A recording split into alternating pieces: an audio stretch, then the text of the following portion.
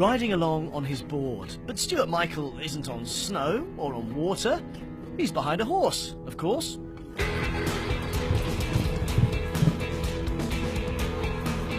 The thunder and hooves and the spin of wheels, and they're off at a gallop. The world record speed in horseboarding is 40 miles per hour, but inside it's the sliding and slaloming while hanging on that truly tests your skills. Sometimes it's really rutty, really bumpy, and you'll be tearing across that and thinking your legs are going to fall off and just waiting for the run to end.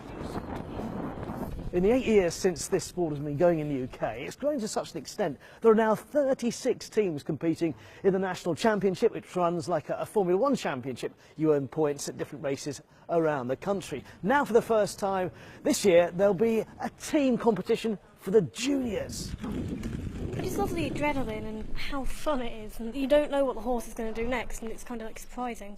Well, a year ago I would never have thought I'd be boarding, to be honest. Now it's really addictive and I really love it. This is the team to catch in the Living Heritage National Horseboarding Championship, starting in Suffolk today. The reigning champions, the Dead Pigeons. But expect Ollie to be on their tail, judging by his turns in training. 28 miles an hour in the big competitions in the arenas.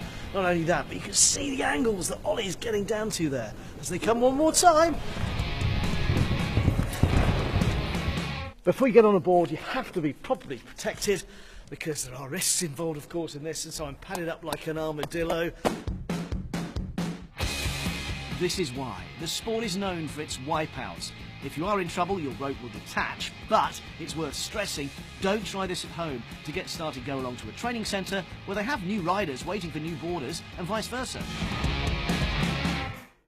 Once you're padded up, it's time to take your first few rolls on the board and get used to handling the rope as you take the strain, and we're off. We've got some speed already building, although hold on, Tom's not a horse, but it is very important to learn like this first. And key to success is teamwork and communicating with my rider, Charlie. Talk to me a lot and let me, so I can help you, and just hang on. Well, there we are, we're underway and we're trotting. Oh, a bit wobbly. You've got to bend your knees, and it shows how much force and power there is when you're actually behind the horse. And it's not just boarding skills you learn, it can be a way for beginners to understand more about horses. As a non-rider, you need to learn about the horses. What we've found is, as non-riders, that all the board riders have had riding lessons now since starting this sport. And the great thing is, if you feel you can't turn, you're out of control, you simply let go and have a bit of a rest.